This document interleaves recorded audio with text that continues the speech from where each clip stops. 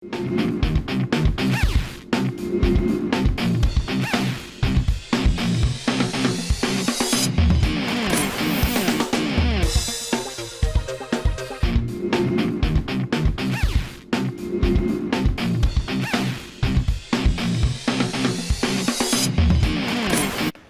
চলছে বিশ্বজুড়ে। Football, cricket ছাড়াও খেলার রয়েছে এক দীর্ঘ ফর্দ। শুধু ফলাফল নয়, গত, আজ এবং আগামীর খেলাকে প্রেস বক্স থেকে আমরা দেখতে চাই ভিন্ন চোখে। সেই দেখাটাই দেখতে পাবেন এখন মাঠের আয়োজনের সঙ্গে রয়েছে আমি আরিফুল ইসলাম সাহাব। ক্রীড়াঙ্গনের গুরুত্বপূর্ণ খবরগুলো দেখে নিচ্ছিলাম, আর আজকের বিষয়বস্তুতে ফিরতে চাই ফাইনালের হিসেব নিকেশ নিয়ে। আর এই বিষয়ে আলোচনা করার জন্য স্টুডিওতে রয়েছেন আহমেদ বিন পারভেজ, ক্রীড়া ধারাভাষ্যকার এবং বিশ্লেষক হিসেবে যিনি কাজ করে থাকেন। স্বাগত পারভেজ ভাই আপনাকে। অনেক অনেক ধন্যবাদ। এখন টিভির এই অনুষ্ঠানে আসতে পেরে সবসময় ভালো লাগে।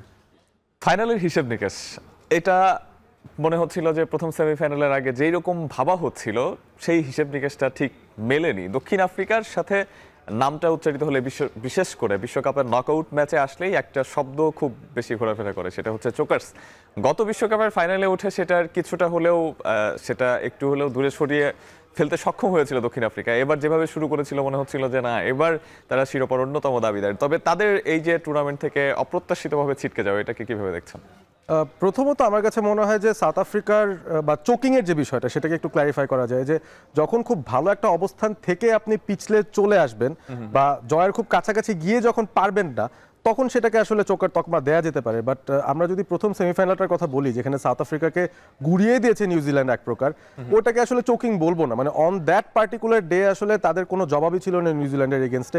প্রথমত তাদের ব্যাটিংটায় যতটুকু রান করেছে আমার মনে হয় সেটাও ডিফেন্ডেবল ছিল না। দু একটা কন্টেনশিয়াস ক্যাচিং এর বিষয় ছিল, ড্যারেন মিচেলের একটা ক্যাচ ক্লিন নিয়েছেন কি নেননি মার্ক্রামের, সেটা নিয়ে আলাদা ডিবেট থাকতে পারে। বাট রানটা যদি 200 হতো, আসলে টিম সাইফার্ট এবং ফিন অ্যালেন যেভাবে ব্যাট করেছেন, কোনো রানই আসলে ওই দিন নিউজিল্যান্ডকে আটকানো যেত না। এবং ওয়ার্ল্ড কাপের যেই নকআউট স্টেজ আছে সেখানে কিন্তু সাউথ আফ্রিকার রেকর্ড নিউজিল্যান্ডের সাথে খুবই খারাপ, সেটাই কিন্তু আলটিমেটলি আবার ফলে গেল এবার সেমিফাইনালে। সো আমি অবাক হই নাই যখন নিউজিল্যান্ড সাউথ আফ্রিকা পড়েছে, তখন আমার মনে হয়েছিল যে সাউথ আফ্রিকার টুর্নামেন্টে খুব ভালো স্টার্ট পাওয়া সত্ত্বেও এই নিউজিল্যান্ডের সঙ্গেই বোধহয় তাদের পা কাটতে পারে, এবং সেটাই। তারপরেও ভাইস ভার্সা কিন্তু একটা পরিসংখ্যান আছে, সেটা হচ্ছে টি-20 বিশ্বকাপে এবারই প্রথমবারের মতো নিউজিল্যান্ডের কাছে হারলো সাউথ আফ্রিকা। আর নকআউট ম্যাচে তো যে রেকর্ডটা সেটা আবারও পুনরাবৃত্তি ঘটলো। আমরা যদি 2015 যেই ওয়ানডে বিশ্বকাপ ছিল সেটার সেমিফাইনালে গ্র্যান্ট এলিয়টের কাছে হেরেছিল সাউথ আফ্রিকা, ডিভিলিয়ার্সের সেই থ্রোয়িং মিস করাটা, এটা অনেকটা সাফার করেছে সাউথ আফ্রিকা। তবে গতকালের ম্যাচে, এর আগে আমরা যেই বডি ল্যাঙ্গুয়েজ দেখেছি আসলে সাউথ আফ্রিকার প্লেয়ারদের, যেভাবে তারা খেলেছে, এক মার্কো ইয়ানসেন ছাড়া আমরা কাউকে কিন্তু সেভাবে দেখিনি। আর যদিও হ্যাঁ লাক ফেভার করেনি হয়তো সেভাবে, তবে এইডেন মার্ক্রাম অধিনায়ক যিনি, তার যেই আউটটা, সেটা আসলে নীতিন মেনন কিভাবে সিদ্ধান্তটা নিলেন।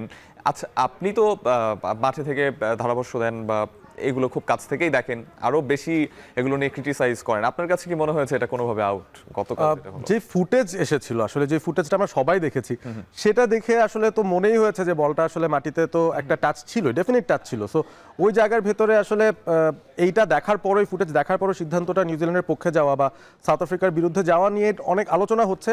বাট ব্যাপারটা হচ্ছে এটাই আর কি, দিন শেষে একটা সিদ্ধান্তের উপর কিন্তু সবকিছু আসলে চাপিয়ে দেওয়া সম্ভব না। নিউজিল্যান্ড যেভাবে জিতেছে সেটার জন্য আসলে তাদেরকে আসলে ক্রেডিট দেওয়াই উচিত। ডেফিনেটলি। তবে এই যে আম্পায়ারিং এর যে ব্যাপারটা, সেটা হচ্ছে নিউজিল্যান্ডের প্লেয়াররাও কিন্তু তখন যেই রিয়াকশনটা দিয়েছে, তারাও এটা ভেবে নিয়েছে যে এটা কোনোভাবে আউট হবে না। আপনি স্পেসিফিকভাবে আমরা হচ্ছে একটু ফিন অ্যালেনের ইনিংসটাতে আসতে চাই। সেই সময় আমাদের কাছে একটা পরিসংখ্যানও আছে ফিন অ্যালেনের। সেই ফিন অ্যালেনের ইনিংসটাকে আপনি কিভাবে ব্যাখ্যা করবেন? 33 বলে 100। প্রথমে মনে হচ্ছিল টিম সেফার্ট একটু বেশি ঝড়গতিতে ব্যাটিং করছেন, পরবর্তীতে ফিন অ্যালেন সেটাকে যেভাবে সমাপ্ত করলেন বা সেটার ইতি টানলেন, সেটাকে কিভাবে ব্যাখ্যা করুন?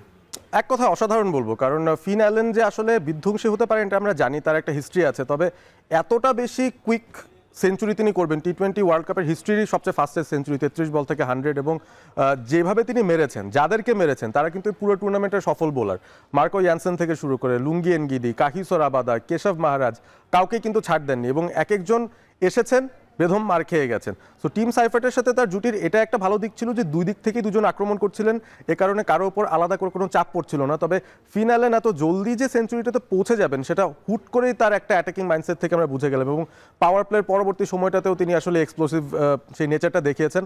উইকেটটা ভালো ছিল, সেটা দেখে আসলে বুঝতে পারলাম যে আসলে সাউথ আফ্রিকা যা রান করেছে সেটা কোনোভাবে আসলে এই উইকেটের জন্য যথেষ্ট ছিল না, এবং সেটাই হয়তো ফিন অ্যালেনকে আর একটু বেশি কনফিডেন্স দিয়েছে। এবং ফিনালের ইনিংসটা নিয়ে কথা বলছি কারণ এটার মাহাত্ম একটু বেশি, আমরা পরিসংখ্যানটা দেখলে আরো ক্লিয়ারলি বুঝতে পারবো। টি-20 বিশ্বকাপের নকআউটের সর্বোচ্চ স্কোর সেটা হচ্ছে ফিন অ্যালেনেরই, 33 বলে 100 রান করেছেন গতকালের ম্যাচে এই দক্ষিণ আফ্রিকার বিপক্ষে কলকাতার ইডেন গার্ডেন্সে। আর এর আগে যাদের ছিল তিলকারত্নে দিলশান 2009 সালে করেছিলেন ওয়েস্ট ইন্ডিজের বিপক্ষে 96 রান করেছিলেন দ্য ওভালে। বিরাট কোহলি করেছিলেন 89 ওয়েস্ট ইন্ডিজের বিপক্ষে ওয়াংখেড়েতে 2016 সালে। অ্যালেক্স হেলসের 86 এবং মার্লন স্যামুয়েলস 85 করেছিলেন ইংল্যান্ডের বিপক্ষে কলকাতাতেই 2016 সালের ফাইনালে। তো এই হচ্ছে ব্যাপার। ফিন অ্যালেনকে যেভাবে দেখেছি যে খুব ইম্প্যাক্টফুল কিছু ইনিংস খেলবেন, 20 বলে 40 রান করবেন বা 25 বলে 50, এরকমটাই দেখে থাকি আসলে। কালকের ইনিংসের পরে কি আপনার এটা মনে হচ্ছে না যে নিউজিল্যান্ড এবারের বিশ্বকাপে শিরোপার অন্যতম দাবিদার এখন? এটাও ডিফিকাল্ট বলা, কারণ আমরা যখন এই টুর্নামেন্টের শুরুর কথা ভাবছিলাম, যেহেতু এশিয়ান সাবকন্টিনেন্টে খেলা, ইন্ডিয়া শ্রীলঙ্কায় খেলা হবে, আমরা কিন্তু ধরে নিয়েছিলাম যে সেমিফাইনালে অন্তত 3টা এশিয়ান টিম থাকবেই, ইন্ডিয়া, পাকিস্তান, শ্রীলঙ্কা, সাথে অন্য কোনো টিম। বাট আলটিমেটলি দেখলাম কি ইন্ডিয়া ছাড়া কোনো এশিয়ান টিমই কিন্তু কোয়ালিফাই করতে পারে না। সো সেটা আমার কাছে একটা প্রথম সারপ্রাইজ ছিল। তবে নিউজিল্যান্ডেরও কিন্তু একটা রেকর্ড আছে, তাদের ভাগ্য অনেক সময় ফাইনালে সহায়তা করে না। আমরা 2019-এর ওয়ার্ল্ড কাপের কথাই বলতে পারি, এত ক্লোজ গিয়ে একটা টিম কিভাবে হারতে পারে, ইংল্যান্ডের সাথে তারা হেরেছিল সেটা। এরপরেও আমরা আগে পিছিয়ে দেখেছি নিউজিল্যান্ড যায়, ফাইনাল পর্যন্ত যায়, কিন্তু কোনো এক কারণে তারা সে জায়গায় হোঁচটটা খায়। সুতরাং ফেভারিট তাদেরকে বলবো না, বাট আন্ডারডগ হিসেবেই আসলে নিউজিল্যান্ড বেটার পারফর্ম করে। সো ওই দিক থেকে ইংল্যান্ড বা ইন্ডিয়া যেই আসুক না কেন, আমার কাছে মনে হয় যে নিউজিল্যান্ড তাদের জন্য খুব শক্ত প্রতিপক্ষ হবে। বাট এশিয়ান সাবকন্টিনেন্টে খেলা, যদি সামহাও হোস্ট নেশন ইন্ডিয়া ফাইনালে যেতে পারে, তাহলে কিন্তু নিউজিল্যান্ডকে আসলে আমি ফেভারিট ধরতে পারছি না সেই হিসেবে। হতাবট ম্যাট হেনরি, তাকে আসলে খুব একটা মার্ক করা হয় না, তবে তিনি যেভাবে ম্যাচে ইম্প্যাক্ট রাখছেন নিউজিল্যান্ডের হয়ে এবার বিশ্বকাপের প্রতিপক্ষের জন্য, বিশেষ করে ফাইনাল ম্যাচ আর একটা ম্যাচই আছে, সেটাতে আসলে কেমন করবেন? আমার তো মনে হয় খুব ভালোই করার কথা, কারণ ম্যাট হেনরির একাধারে যে এক্সপিরিয়েন্সটা তৈরি হয়েছে, ফর হিজ ন্যাশনাল টিম সে তো খেলেছেই, বাট ওই আইপিএলে খেলতে পারার যে বিষয়গুলো, সেগুলোও কিন্তু ম্যাট হেনরিকে আরও অনেক পরিণত করেছে মনে হয়। কারণ এই সাবকন্টিনেন্টের জন্য কিন্তু আলাদা একটা মাইন্ডসেট দরকার, আলাদা একটা চিন্তাভাবনা দরকার as a pace bowler specially, কারণ এখান থেকে আপনি ওই ন্যাচারাল অ্যাসিস্ট্যান্সটা হয়তো অনেক সময় পাবেন না। তো এই জায়গার মধ্যে যে ভ্যারিয়েশনগুলো আনার প্রয়োজন, আমার মনে হয় এই বেশ কয়েক বছর ধরে সেটার ইমপ্রুভমেন্ট হেনরি এনেছেন। শুরুর দিককার ম্যাট হেনরি এবং এখনকার ম্যাট হেনরির মধ্যে অনেক বড় তফাৎ রয়েছে, তিনি এখন অনেক বেশি পরিণত, এবং এই ধরনের উইকেটে আহমেদাবাদে যেহেতু ফাইনাল হবে, আমার মনে হয় তার কাছ থেকে অন্তত ইনিশিয়াল স্পেলটা আমরা ভালো এক্সপেক্ট করতে পারি। মাঝে মধ্যে ডেথে একটু এক্সপেন্সিভ তিনি হয়ে যান, সেটা হওয়াটাই স্বাভাবিক, কিন্তু ইনিশিয়াল স্পেলটাতে তিনি যে ইম্প্যাক্টটা রাখতে পেরেছেন সোফার, আমার মনে হয় যে ফাইনালেও সেরকম কিছু রাখলে নিউজিল্যান্ডকে তিনি ডেফিনেটলি খেলার মধ্যে রাখতে পারেন। ম্যাট হেনরির যে ক্যারিয়ার ছাপ, সেটা কিন্তু এবারের বিশ্বকাপে নিউজিল্যান্ডের মধ্যে আমরা দেখতে পাচ্ছি। শুরুর দিকে যেভাবে ধুঁকছিল, সেখান থেকে সেমিফাইনালে এসে যেভাবে আউটপ্লেট করে দিল দক্ষিণ আফ্রিকাকে, ফাইনালে নিশ্চয়ই তেমন পারফরমেন্স করারই প্রত্যাশা থাকবে কিউইদের। তবে প্রথম সেমিফাইনালের রেজাল্ট তো আমরা পেয়ে গেছি, দ্বিতীয় সেমিফাইনাল সন্ধ্যায় ইংল্যান্ড বনাম ভারত, এবং যখন তাদের কথা আসছে তখন এই টি-20 বিশ্বকাপের যে টুর্নামেন্ট, সেখানে তাদের যে প্রতিদ্বন্দ্বিতা, সেখানে কিন্তু কেউ এগিয়ে কেউ পিছিয়ে এভাবে বলা যাবে না, কারণ কোনো দলই ব্যাক টু ব্যাক উইন করতে পারেনি একে অপরের বিপক্ষে। ইংল্যান্ড এবং ভারত দুটো দলের যে পরিসংখ্যানটা, সেটাই আগে আমরা একটু দেখে আসি। 2022 টি-20 বিশ্বকাপে ইংল্যান্ডের কাছে 10 উইকেটে হেরেছিল ভারত, এবং পরবর্তীতে যদি 2024-এর কথা বলি, গায়ানাতে 68 রানে আবার ভারত জিতেছে। এবার তৃতীয়বারের মতো টানা 3 টি-20 বিশ্বকাপে ইংল্যান্ড এবং ভারত পরস্পরের প্রতিপক্ষ। এছাড়াও 2007 সালের নকআউট পর্বে না, গ্রুপ পর্বের ম্যাচে 18 রানে হেরেছিল ইউবরাজ সিং এর সেই 6 ছক্কার কথা নিশ্চয়ই মনে আছে পারভেজ, এবং 2009 সালে ইংল্যান্ড জিতেছিল 3 রানে হারিয়েছিল ভারতকে। তো 2022-24 সেটার পরিপ্রেক্ষিতে এবার 2022-এ ইংল্যান্ড জিতেছে, 2024-এ ভারত জিতেছে, 26-এ এবার কি ইংল্যান্ড জিতবে? কঠিন হবে, ইংল্যান্ড জিততেই পারে অবশ্যই। তারা যে ধরনের একটা টিম, খুবই আনপ্রেডিক্টেবল। আমার কাছে মনে হয় যে ওয়ার্ল্ড ক্রিকেটে পাকিস্তান যেরকম একটা আনপ্রেডিক্টেবল তকমা নিয়ে থাকে, যে কোনো দিন পাকিস্তানের যে কোনো একটা ভার্সনকে আমরা দেখতে পারি, রিসেন্ট সময় ইংল্যান্ডের আসলে হোয়াইট বল ক্রিকেটের টিমটাকে আমার ওরকমই লাগে, কারণ তারা র্যাঙ্কিংয়ে উপরের দিকে থাকে, হুট করে আবার নেমে যায়। কয়েকটা সিরিজ এত ইনকনসিস্টেন্ট খেলা যে দেখে মনে হয় যে তাদের দল গোছানো না, কিন্তু হুট করে এই যে এই টুর্নামেন্টে যেমন বিজনেস এন্ডে এসে তারা যেভাবে নিজেরা আস্তে আস্তে করে একটা বেটার ফর্ম দেখাচ্ছে ওভারঅল তাদের ব্যাটিং বোলিং ফিল্ডিং সব ডিপার্টমেন্টেই, তো এই জায়গাটাই কিন্তু বলে দিচ্ছে যে ইংল্যান্ড খুব শক্ত প্রতিপক্ষ হতে যাচ্ছে। বাট দিন শেষে ওই ইন্ডিয়া আর ইংল্যান্ডের লড়াইটার মধ্যে শুধুমাত্র ক্রিকেটের মাঠের বিষয় না, আরও অনেক বিষয় থাকে। এটা আমরা হিস্টোরিক্যালি আসলে দেখে এসেছি। ওই 1983 সেই ইন্ডিয়ার ওয়ার্ল্ড কাপ জয়ের পর থেকেই এই ম্যাচটার আলাদা একটা ফ্লেভার থাকে।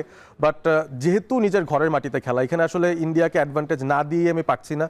ইটস ভেরি ডিফিকাল্ট আসলে ইন্ডিয়াকে তাদের ঘরের মাটি থেকে এরকমভাবে বিপদে ফেলা। বাট যদি কোনো টিম ফেলতে পারে এই টুর্নামেন্টে, আমার মনে হয়েছিল ওয়েস্ট ইন্ডিজ কিংবা ইংল্যান্ড। ওয়েস্ট ইন্ডিজ বাধাটা খুব সুন্দরভাবে ইন্ডিয়া পার করতে পেরেছে, ইংল্যান্ড বাধাটায় আসলে কি করতে পারবে ইন্ডিয়া সেটাই এখন দেখার বিষয়। তুলনামূলক টাফ হবে কিনা, কারণ আমরা ওয়েস্ট ইন্ডিজের ব্যাটিং এর যে শক্তিমত্তা, যে ডেপথ সেটা দেখেছি, কিন্তু ওয়েস্ট ইন্ডিজের বোলিংটা কিন্তু খুব বেশি পরীক্ষায় ফেলতে পারেনি ইন্ডিয়ান ব্যাটারদের তুলনামূলকভাবে। যদি আমরা ইংল্যান্ডের কথা চিন্তা করি তাহলে তাদের যেই বোলিং লাইন আপ রয়েছে, বিশেষ করে উইল জ্যাক্স যেভাবে আসলে এবার ইম্প্যাক্ট রাখছেন এই টি20 বিশ্বকাপে, আদিল রশিদ কিংবা অন্যান্যদের কথা যদি বলি, সেই ক্ষেত্রে আপনার কাছে তুলনামূলক বেশ চ্যালেঞ্জের মুখে পড়তে হবে কিনা অভিষেক শর্মাদের আর কি? অভিষেক শর্মা তো এমনিতেই স্ট্রাগল করেছেন, এই পুরো টুর্নামেন্টে তার অফ ফর্ম গেছে। বাট আপনি যে বোলারদের কথা বলেছেন, দেখেন এই বোলারদের মধ্যে আদিল রশিদ তিনি হচ্ছেন একজন প্রপার নিয়মিত বোলার। উইল জ্যাক্স এই টুর্নামেন্টে নিয়মিত হয়ে গেছেন, তিনি কিন্তু সাধারণত পার্ট টাইম বোলিংটাই করেন, বাট এই টুর্নামেন্টে এসে এই কন্ডিশনের কারণেই তাকে অনেক বেশি এফেক্টিভ মনে হচ্ছে। স্পেশালি শ্রীলঙ্কার যে ফেজটা গেছে ইংল্যান্ডের, সেখানে কিন্তু তারা খুবই মোটামুটি ভালোই পারফর্ম করছিল, এবং ইন্ডিয়ার মাটিতেও উইল জ্যাক্স খুবই এফেক্টিভ পারফর্ম করেছেন। বাট আমার কাছে মনে হয় যে যদি এই স্পিনারদের এগেনস্টেও ইন্ডিয়ার স্পিনারদেরকে আমরা কম্পেয়ার করি, সেই জায়গাতেও ইন্ডিয়ার স্পিনাররা এগিয়ে। যদি পেস বোলারদের পারফরমেন্সের কথা বলি, জাসপ্রীত বুমরা, আশদীপ তারাও কিন্তু সময় মতোই জ্বলে উঠছেন, হার্দিক পান্ডিয়ারা ভালো করছেন, শিবম দুবেরাও খুব ইম্পর্টেন্ট রোল প্লে করছেন সময়ের হিসাবে। সো আমরা দুই টিমের বোলিং ডিপার্টমেন্ট কম্পেয়ার করলেও ওখানে আসলে ইন্ডিয়াই একটু এগিয়ে থাকে নিজেদের ঘরের মাটিতে। আর ব্যাটিংয়ের জায়গাটা আমি বলবো যে ইংল্যান্ড ইন্ডিয়াকে আউট পারফর্ম করেছে সোফার। বাট ইন্ডিয়ার যেই ব্যাপারটা সেটা হচ্ছে তাদের এক এক দিন এক একজন চলে আসেন, যেমন সঞ্জু স্যামসন, তাকে নিয়ে খুব একটা বেশি পড়াশোনাও করেনি এর আগের ম্যাচটায়, তিনিই কিন্তু জ্বলে উঠলেন। সো হয়তো দেখা যাবে সবচেয়ে আনপ্রেডিক্টেবল জায়গা থেকে, আনপ্রেডিক্টেবল জায়গা থেকে ইন্ডিয়ার কোনো না কোনো ম্যাচ উইনার বের হয়ে আসে, সেটাই তাদের দলের আসলে শক্তির জায়গা। সো ওইখানে আমার কাছে মনে হয় ইংল্যান্ডকে মেন্টালি খুব টাফ থাকতে হবে, এবং তারা যে ফিয়ারলেস খেলে ওইটাই খেলতে হবে। কোনো ধরনের শঙ্কা থাকলেই কিন্তু ইন্ডিয়া টিম মানে আপনার উপরে চড়ে বসবে। এই সংখ্যাটা আমরা প্রথম সেমিফাইনালে সাউথ আফ্রিকার মধ্যে দেখেছি, যে অন্যান্য গ্রুপ পর্বের যে ম্যাচগুলো ছিল তুলনামূলকভাবে তাদের যেই অ্যাটিটিউড বা মনে হচ্ছে তার আন্ডার প্রেসার। সো আপনার কাছে কি কোনোভাবে মনে হয় যে ইংল্যান্ডের যে ওপেনিং জুটি, সেখানে আপনি জনি বেয়ারস্টো কিংবা অ্যালেক্স হেলসদের মতো কাউকে মিস করছেন এবারে টি20 বিশ্বকাপে? স্টার্টিংটা কি মানে প্রপার হচ্ছে কিনা ইংল্যান্ডের? আমি বলবো যে মিস করছি না। কোন সেন্সে মিস করছি না, কারণ হচ্ছে সব টিমই তো একটা ট্রানজিশন দিয়ে গিয়ে তাদের যারা ওল্ড গার্ড আছে তাদেরকে একটা স্পেস দিয়ে দেয় যে নতুনদের জন্য একটা জায়গা বের করে আনে। এবং টি20টাই আমার মনে হচ্ছে যে সবচেয়ে ইম্পর্টেন্ট ফরম্যাট বা ইন্টারেস্টিং ফরম্যাট, যেখানে নতুনদেরকে আগে আগে সুযোগ দেওয়া যায় বড় মঞ্চে। সো বেস্টও থাকলেই যে টিম বেটার করে ফেলতো সেটার কোনো গ্যারান্টি নেই। অ্যালেক্স হেলস অবভিয়াসলি খুবই এক্সপিরিয়েন্স, বাট যারা ইয়াং আছেন তাদের উপরে যেই সুযোগটা নিয়েছে ইংল্যান্ড, আমার মনে হয় সেটা তারা কন্টিনিউ করতেই পারে। কারণ ইন্ডিয়াও কিন্তু দেখা গিয়েছে যে যখন বিরাট কোহলি বা রোহিত শর্মারা বুঝেছেন যে আমরা আরও 3 বছর চাইলে খেলতে পারবো, কিন্তু তারা বুঝতে পারছেন যে ইন্ডিয়ার মাইন্ডসেটটা এরকম যে নতুনদেরকে সুযোগ দেওয়া হবে এখন উপরের দিকে। সো তারা নিজেরাই কিন্তু রিটায়ারমেন্টে চলে গেছেন, বা টি20 ইন্টারন্যাশনালের টিমের থেকে অন্তত তাদের জায়গা ছেড়ে দিয়েছেন। বাট কিছু কিছু ম্যাচে কিন্তু মনে হয়েছে এই ধরনের ম্যাচে বিরাট কোহলি থাকলে ম্যাচটা বের করে আনতে পারতেন, বা রোহিত শর্মা থাকলে বের করে আনতে পারতেন। ওই আক্ষেপ থাকবেই সবসময়, কারণ সিনিয়র এটা করে দেখিয়েছেন। বাট তাই বলে নতুনদেরকে সুযোগ দেওয়া যাবে না, ব্যাপারটা এরকম না। সো সেই হিসাবে আমি আসলে খুব একটা মিস করছি না অনেস্ট। জস বাটলার এবার এখন পর্যন্ত সেভাবে ফ্লারিশ করতে পারেনি, এবং অন্যান্য প্লেয়ারদের মধ্যে ইন্ডিয়ার জন্য থ্রেট কারা হতে পারেন আজকের সেমিফাইনালে? আপনি একেবারে আমার মুখ থেকে এই কথাটা কেড়ে নিয়েছেন বলা যায়। আমার তো জস বাটলারের দিকেই চোখ থাকবে যদি আমরা ব্যাটিংয়ের দিকে তাকাই, কারণ জস বাটলার এমন একজন ক্রিকেটার আমার মনে হয় আন্ডার প্রেশার তার পারফরমেন্সটা বেটার বের হয়ে আসে। এটা একটা নকআউট স্টেজ, বিগ স্টেজ, একেবারে কানায় কানায় পরিপূর্ণ একটা ঘটনা হয়ে থাকে, এবং জস বাটলার খুবই খুবই অভ্যস্ত এই কন্ডিশনে খেলতে। আইপিএলে তিনি অহরহ খেলেন এবং খুব ভালোও করেন। তো তার উপর চোখ থাকবে, প্লাস আমি ক্যাপ্টেনের উপরও নির্ভর করতে চাই। আমার মনে হয় যে Harry Brook he should have a good game as well, কারণ এই টুর্নামেন্টটা তার বেশ ভালো গেছে এবং খুব ভালো ফর্মে আছেন। ইয়াং একটা লিডার, নিজেকে প্রমাণ করার দারুণ একটা সুযোগ ওয়ার্ল্ডের বেস্ট টিমের এগেনস্টে। নিশ্চয়ই ইংল্যান্ডকে নিয়ে অনেক কথা হলো।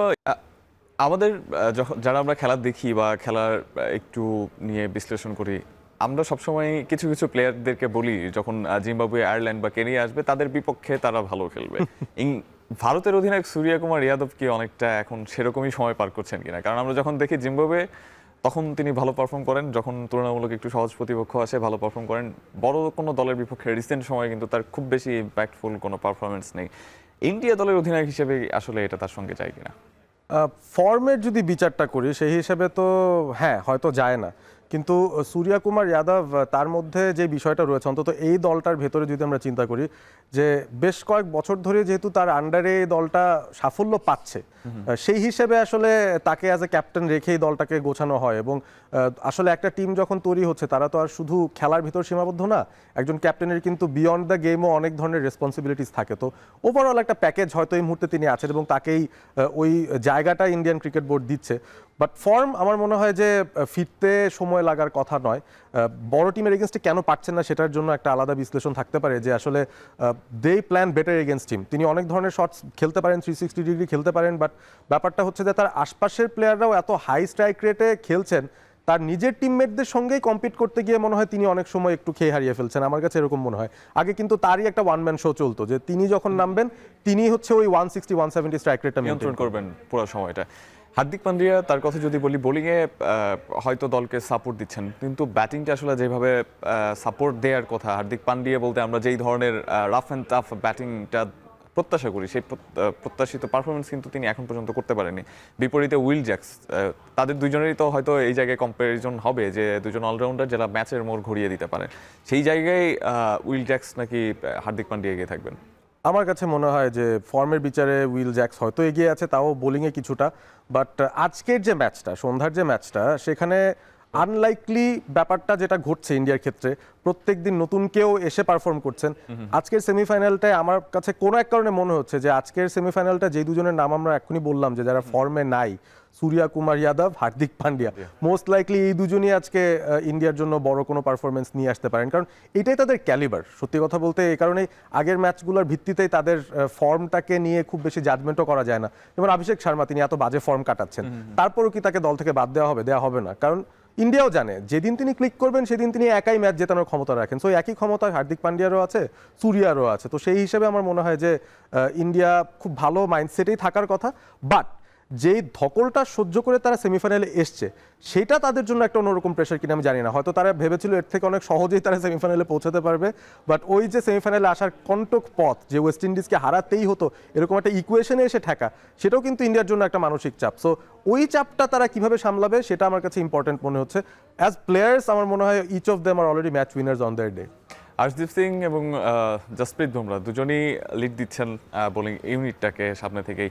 তবে আজকে কি তৃতীয় পেসারের সম্ভাবনা দেখেন কিনা, মানে মোহাম্মদ সিরাজের সুযোগ হবে কিনা আজকের ম্যাচে? আই ডোন্ট থিঙ্ক সো, কারণ একে তো হচ্ছে হার্দিক পান্ডিয়া নিজেই আছে, তার মধ্যে শিবম দুবেকেও এখন রাখা হচ্ছে খুব ইম্পর্টেন্টলি ওই জায়গাটায়। সো দুইজন পেস বোলিং অপশন অলরেডি আছে বিয়ন্ড আর্শদীপ আর জসপ্রীত বুমরা। সো ওই জায়গায় আমার মনে হয় না কোনো চিন্তাভাবনা ইন্ডিয়া করবে। কুলদীপ যাদব, তারপরে অক্ষর প্যাটেল রয়েছেন, ওয়াশিংটন সুন্দর রয়েছেন। আজকে আসলে কোন ধরনের বরুণ চক্রবর্তী রয়েছেন, চারজন স্পিনারের মধ্যে আপনার কি মনে হয় যে আজকে কাদেরকে নিয়ে খেলতে পারে? গত ম্যাচে আমরা দেখেছি অক্ষর প্যাটেল এবং বরুণ চক্রবর্তীর উপরই ভরসা রেখেছে। আজকে কি সেই জায়গায় কোনো পরিবর্তন আসতে পারে কিনা? কুলদীপের আসার চান্স থাকতে পারে, উইকেটের ধরনের উপর ডিপেন্ড করে। আমার মনে হয় থার্ড স্পিনার হিসেবে তার একটা ইউজফুলনেস থাকে। আর অক্ষর প্যাটেল তো একজন অলরাউন্ডারই, সুতরাং তিনি আর হার্দিক পান্ডিয়া থাকলে এমনিতেই একজন অতিরিক্ত বোলার নেওয়ার অপশনটা কিন্তু ইন্ডিয়ার ওপেন হয়ে যায়। তো ওই জায়গাটাতে আসলে ব্যাটিংয়ের লোয়ার অর্ডারটায় তারা তখন হয়তো কোনো একজন ব্যাটারকে অমিট করবে। এখন দেখা যাক কে সেটা হন, বাট আমার কাছে মনে হচ্ছে যে 3 স্পিনারে যাওয়ার সম্ভাবনা রয়েছে, যেখানে বারুণ থাকবেন, কুলদীপও থাকবেন আর অক্ষর প্যাটেল থাকবেন। সো এইটা আসলে ইংল্যান্ডের এগেনস্টেও এফেক্টিভ হতে পারে, because England might be better pace বোলিংয়ের এগেনস্টে। সো তিনজন স্পিনার 12টা ওভার, সেটা একটা পরিকল্পনা থাকতে পারে ইন্ডিয়ার। ওয়াংখেড়েতে কি মনে হয় টস একটা বড় ফ্যাক্টর হয়ে উঠতে পারে সেমিফাইনালের ম্যাচে, গত ম্যাচের মতো? হতে পারে এবং আমার মনে হয় যে চেজিং টিম তারা একটা কমফোর্টেবল অবস্থায় থাকতে চাইবে, সুতরাং টস জিতলে মোস্ট লাইকলি যেই টিমই জিতবে তারা হয়তো চেজ করতেই পছন্দ করবে। আর ইন্ডিয়ার রেকর্ড আমরা জানি চেজিংয়ে খুবই ভালো, বাট ইংল্যান্ড তাদেরকেও আসলে ছোটোখাটো কোনো টার্গেট দিয়ে আপনি পার পাবেন না। সো খুবই এক্সাইটিং ইন্টারেস্টিং একটা ম্যাচ আমার মনে হয় সামনে আসছে। আর যেহেতু ফাইনালে নিউজিল্যান্ড, মানে খুব নতুনত্ব আছে এবারের বিশ্বকাপের অন্তত নকআউট পর্বের জায়গাগুলোতে। আমরা যা যা এক্সপেক্ট করেছি বা যা প্রেডিক্ট করেছি টুর্নামেন্টের আগে, অনেক কিছুই মিলছে না। তবে ইন্ডিয়া যদি ফাইনালে চলে যায় সেখানে আবার একটা পথ মিলে যাচ্ছে আর কি। দেখা যাক ইংল্যান্ড কতটুকু বাধা হয়ে দাঁড়াতে পারে ইংল্যান্ডের সামনে। প্রবাবল স্কোর কত হতে পারে বা পার স্কোর কত হতে পারে আপনার কাছে মনে হয় ওয়াংখেড়ে স্টেডিয়ামে? 200 আই থিঙ্ক এনি টিম যারা আগে ব্যাট করবে তারা 200ই চিন্তা ভাবনা করবে, ইফ নট বিয়ন্ড। 200 করে ফেলতে পারলে একটা সাইকোলজিক্যাল এজ পাওয়া যায় এবং এত বড় একটা নকআউট গেমের মধ্যে এক্সট্রাঅর্ডিনারি কিছু প্রয়োজন হবে। সো 200 দুই টিমই হয়তো ভাববে যে এরকম কিছু একটা মিনিমাম পৌঁছে যাওয়া উচিত। সেকেন্ড সেমিফাইনালের আগে আসলে অনেক হিসেব নিকেশই আসবে, তবে দুই দলের অধিনায়ক অর্থাৎ ব্রুক কিংবা যদি সূর্যকুমার যাদবের কথা বলি, দুজনই হয়তোবা সবচেয়ে আগে চিন্তা করবেন যে টস ফ্যাক্টরটা আসলে কি হয়, সেখানে কে উইন হয়। এটার উপরই হয়তোবা ওয়াংখেড়ে স্টেডিয়ামে ডিপেন্ড করবে যে কোন দল নিয়ন্ত্রণে থাকবে আসলে শুরু থেকেই। দর্শক, আর অবশ্যই ক্রিকেট নিয়ে কথা বলছিলাম, তবে বাংলাদেশের মেয়েরা আমাদেরকে বাধ্য করে আসলে ক্রিকেটের মধ্যেও ফুটবল নিয়ে কথা বলতে, এবং যখন মেয়েদের ফুটবলের কথা আসে তখন ডেফিনেটলি সেখানে সাহস, উৎসাহ আর নতুন করে অনুপ্রেরণা এবং নতুন করে আশা দেখানোর পথ বেছে দেন আমাদের ঋতুপর্ণারা, আমাদের আফ্রিদারা। সেই প্রসঙ্গে একটু ফিরতে চাই, তবে সেই প্রসঙ্গে যাওয়ার আগে একটু মন খারাপের গল্প আছে। সেটা হচ্ছে যে নারী উইং এর চেয়ারম্যান মাহফুজা কিরণ তিনি একটা কথা বলেছেন যে চীনের বি টিম খেলেছে তাই বাংলাদেশ ভালো খেলেছে, যেটার আবার প্রতিবাদও জানিয়েছেন কথার মাধ্যমে ঋতুপর্ণাদের কোচ পিটার বাটলার। তিনি বলেছেন যে যেই ধরনের কমেন্ট আসলে করা হয়েছে এটা অসম্মানজনক। এই যে ম্যাচের আগে এই ধরনের কমেন্ট নারী উইং এর চেয়ারম্যানের কাছ থেকে ডিফেন্ড করেছেন অবশ্যই কোচ পিটার বাটলার, তবে নারী উইংয়ের বা নারী দলের ঋতুপর্ণা বা আফিদা তারা যদি নারী উইংয়ের চেয়ারম্যানের এই কথাটা শুনে থাকেন, পরবর্তী ম্যাচের আগে তাদেরকে আসলে মানসিকভাবে একটু হলেও ব্যাক করার কথা কিনা? আমার কাছে তো মনে হয় যে স্বাভাবিকভাবে চিন্তা করলে একটু তো এফেক্টেড হওয়ার কথা প্লেয়ারদেরই, যদি তারা শুনে থাকেন যেভাবে বলা হয়েছে বা যা বলা হয়েছে। কিন্তু আমার কাছে এটাও মনে হয় যে তারা এই ব্যাপারগুলো দেখতে খুবই অভ্যস্ত। এই এত বছর ধরে বাংলাদেশ ফুটবল ফেডারেশনে কিন্তু আমরা দেখে এসেছি যে এই ধরনের একটা মিসকমিউনিকেশন, এই ধরনের একটা অন্দর কলহ বা এই টাইপের একটা ঘটনা ঘটতে থাকে অনেক সময় হয়েছে এবং রিসেন্ট সময়েও হয়েছে। যেভাবে আমরা দেখলাম যে বোর্ড প্রেসিডেন্ট এক ধরনের কথা বলছেন, বাফুফের প্রেসিডেন্ট একরকম বলছেন, উইমেন্স উইংয়ের চেয়ারম্যান একরকম কথা বলছেন, হেড কোচ আরেক রকম কথা বলছেন। তো এই ধরনের যে দ্বন্দ্বের বিষয় বা মিসকমিউনিকেশনের বিষয়টা নতুন না। তো আমার মনে হয় মেয়েরা এগুলোতে অভ্যস্ত। তারা আইসক্রিম খাচ্ছে, সিডনি ওপেরা হাউসে যাচ্ছে, এই সিনারি দেখে খুব ভালো লাগছে। এবং ডেসপাইট এত ঝগড়া বা এত আলোচনা হচ্ছে নিজেদের ভেতরে কোন দলটা হচ্ছে, মেয়েদেরকে কিন্তু সেটা এফেক্ট করছে না। তো আমার কাছে আশা এটাই থাকবে যে পিটার বাটলার যেভাবে আসলে এই ব্যাচটাকে অন্তত আগলে ধরে রেখেছেন, যেখানে 6-7 জন সিনিয়র প্লেয়ারের পাশাপাশি অনেকগুলো কিন্তু এই আন্ডার-19 আন্ডার-20 অনেক খেলোয়াড় এই দলের ভিতরেই কিন্তু আছেন। সো একটা mixture of youth and experience আছে। পিটার বাটলার অন্যরকম একটা এনার্জি এদের মধ্যে ইনস্টিল করতে পেরেছেন এবং আমার কাছে মনে হয় যে অবশ্যই এটা পিটার বাটলার যেভাবে ডিফেন্ড করেছেন মেয়েদেরকে বা যে প্রতিবাদটা জানিয়েছেন তার জায়গা থেকে তিনি রাইট। কিন্তু ব্যাপারটা আসলে কোনোভাবেই এই নারী উইংয়ের কাছ থেকেও এক্সপেক্টেড না যে প্রকাশ্যে আসা, বাটলারের কাছ থেকেও এই রেসপন্সটা আসাটাও এক্সপেক্টেড না, কারণ তিনি রিয়্যাক্ট করেছেন। কিছু একটা ঘটেছে, সেটা রিয়াকশন তিনি দিয়েছেন, আগেও দিয়েছেন। আমরা জানি যে তিনি আসলে বসে থাকার পাত্র নন, তার যা বলার তিনি বলে ফেলেন, অন দ্য মাইকই বলে ফেলেন। সো ওই জায়গা থেকে আমার কাছে মনে হয় যে এগুলো আসলে পেছনেও করা যেত। এই সামনে নিয়ে না আসতে পারলে মনে হয় একটু বেটার মোরালে আমরা সবাই থাকতাম। বাট এই মেয়েদেরকে এফেক্ট করার কথা যদি বলেন, আমার কাছে মনে হয় কোনোভাবে এফেক্ট করছে না, কারণ ওরা এর থেকেও খুব খারাপ খারাপ অবস্থা দেখেই তারপরে এই জায়গায় আসলে এসেছে। আপনার কাছে কি কোনোভাবে এটা মনে হচ্ছে যে আসলে বাংলাদেশের মেয়েরা যেই উচ্চতায় বাংলাদেশকে নিয়ে গেছে, নিজেদেরকে নিয়ে গেছে, যেই উচ্চতায় খেলছে, যেই ধরনের টুর্নামেন্ট তারা খেলছে, এশিয়ান কাপের কথা বলছি, সেখানে চীনের মতো প্রতিপক্ষ রয়েছে, উত্তর কোরিয়ার মতো প্রতিপক্ষ রয়েছে, উজবেকিস্তানও বাংলাদেশের প্রতিপক্ষ, তুলনামূলক কিন্তু সহজ প্রতিপক্ষ পেয়েছে ইন্ডিয়া তার গ্রুপে, সেই তুলনায় বাংলাদেশ বেশ কঠিন গ্রুপেই পড়েছে। তারপরেও যেভাবে সমানতালে লড়াই করে যাচ্ছে, সেই জিনিসটা কি আসলে আমরা বাংলাদেশিরা বুঝতে পারছি না? মানে বিষয়টা কি এরকম কোনোভাবে? আমার কাছে তো মনে হয় যে মেয়েদের ফুটবল যখনই আসে আমরা সাফল্যে উচ্ছ্বসিত হই, কিন্তু ওই একদিন পরে কিন্তু ওই ব্যাপারটা আসলে থেমে যায়। আমরা আসলে নিজেরও বুঝতে পারি না যে আমরা কতটুকু এগিয়েছি। ইমাজিন করেন বিষয়টা, ওয়ার্ল্ড ফুটবলে বাংলাদেশের ছেলেদের ফুটবল টিম এখন 180 to 190 র্যাঙ্কিং এর মধ্যে ঘুরপাক খায়, বহু বছর ধরে তাই হয়ে আসছে, এবং সর্বোচ্চ র্যাঙ্কিংও বোধহয় 150-র আশপাশের আগে কিন্তু বাংলাদেশ যেতেই পারেনি তাদের ফুটবলের হিস্ট্রিতে। ছেলেদের কথা যদি বলি, মেয়েদের ফুটবল যখন থেকে তারা শুরু করেছে 2009 থেকে, সেই সময় থেকে এখনো পর্যন্ত আমরা যদি চিন্তা করি, এতটুকু সময়ের ভেতরে তারা ওয়ার্ল্ডের 112তম অবস্থায় এখন আছে, সামনে আরো সামনে এগিয়ে যাবে। আমরা ঋতুপর্ণার সেই ছবিটা দেখতে পাচ্ছি, যেই কিকটা তিনি নিয়েছেন প্রায় 40 গজ বা 35 গজ দূরত্ব থেকে। এই শটটাকে আসলে কিভাবে দেখবেন? আপনার কি তখন ম্যাচটা নিশ্চয়ই দেখেছেন, ওই সময় কি আপনার মনে হচ্ছিল যে এটা ইউরোপিয়ান কোনো ক্লাবের ফুটবল দেখছেন, মানে এরকম কোনো ব্যাপার? অ্যাবসলিউটলি, একদম মিনিট 1 থেকে যখন দুই দল নামছে, আপনি দেখেন পাইরো ফুটে উঠছে, দুই দলের পতাকা যেভাবে সেট আপ করা নল, দেখে মনে হচ্ছে যে this is the world event. এবং ওই যে অনুধাবন করার ব্যাপারটা, হয়তো ওইটা দেখে প্রথমে অনেকের টাক লেগে গেছে, না আমরা কিন্তু আসলে এশিয়ার সবচেয়ে বিগেস্ট টুর্নামেন্টেই আমাদের মেয়েরা গিয়েছে। এবং ঋতুপর্ণার এই শটটার কথা আপনি বলছেন, এই শটটা আসলে ওই যে দূরত্ব, প্রতিপক্ষের সাথে শক্তির যে দূরত্ব, সেটা এই শট দিয়ে তিনি কমিয়ে দিয়েছেন। তিনি বুঝিয়ে দিয়েছেন যে এত ডিস্টেন্স থাকলেও সমস্যা নেই, আমরা কিন্তু ডিস্টেন্স কমিয়ে আনতে পারি আমাদের হার্ট দিয়ে, আমাদের হৃদয় দিয়ে, আমাদের এফোর্ট দিয়ে। এবং এই যে মিলি আক্তার, তারও কথা বলতেই হবে, চমকপ্রদভাবে তিনি তার ডেবিউতে এশিয়ান কাপের সবচেয়ে বড় টুর্নামেন্টের সবচেয়ে বড় অপোনেন্টের সঙ্গে ডেবিউ পেয়েছেন এবং সেখানে এত দুর্দান্ত পারফর্ম করলেন, মানে অসাধারণ। তাদের মাইন্ডসেটটা অসাধারণ। দর্শকই গতকাল আমাকে বলছিলেন যে আর্জেন্টাইন গোলরক্ষকের মতো মনে হচ্ছিল মিলিয়ে। এমি মার্টিনেজ, হ্যাঁ, না সে আসলেই তার হ্যান্ডলিং খুবই চমৎকার ছিল এবং